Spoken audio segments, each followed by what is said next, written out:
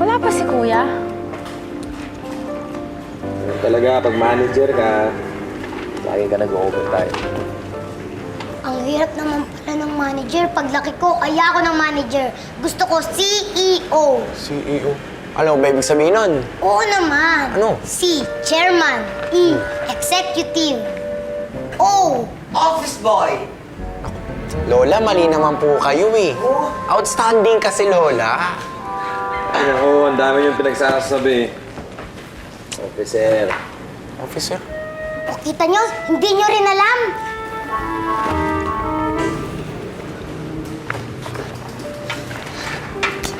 Nahanap ko na siya! Sino, Kuya? Si Ina. Munti ko nang sunugin yan. Pasensya na kayo, ah. Sabi naman na sa'yo, huwag mo nang iniisip yung mga panahon na yon. Tagal na yun eh. O, Ina, siguro naman magiging komportable ka na dyan. Alam mo, naaalala ko pa ito nung ginawa ko to eh. Maliit ka pa nun. Diba ngayon, dalagang-dalaga ka na. Nililigawan na. Nay, O bakit?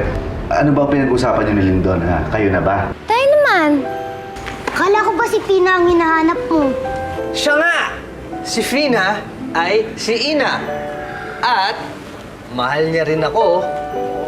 Teka lang. Si Fina, kaibigan mo bata pa lang? Tapos di mo alam to nung nakilala mo siya? Basta, mahabang kwento eh. Malalaman niyo lang kapag nakilala niyo siya. Oh, bakit? Tatanong lang naman ako. Total eh, nasa tamang edad ka naman ah. Kahit na hindi halata sa sukat mo. Ano ka ba, Cardo? Huwag mo na nga tinutokso si Ina. Tsaka, di ba, botong-boto naman tayo kay Lyndon. Tsaka alam namin na maaalagaan ka niya. Hindi ka niya pababayaan. Siya nga pala, bukas, imbitado tayo sa bahay nila. Wow. Ayun. Ayos! Libre chibog na naman! Pero meron nga pala akong sasabihin tungkol kay Ina. Kasi may konting problema eh. Ano naman yun, Kuya?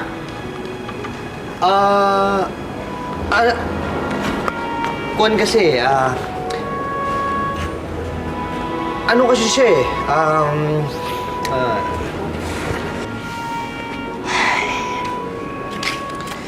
Kuya, alam naman namin lahat na masayang-masaya ka. Kaya kung ano pa man si Ina, basta napapasaya ka, tatanggapin namin siya. Talaga ah. Basta anak ha, ito pangako mo sa akin ha, kahit may mahal ka ng iba, huwag mo kakalimutan ng tatay ha. Naman, Tay, syempre, ikaw yung #1 sa puso ko, no? Eh, paano naman ako? Nay, kayo din. Mahal na mahal ko kayo. At kahit anong mangyari, ayoko na talaga magkahiwalay pa tayo. Hinding-hindi na. Payakap na ako dyan. Ay, ako rin! Sali ako!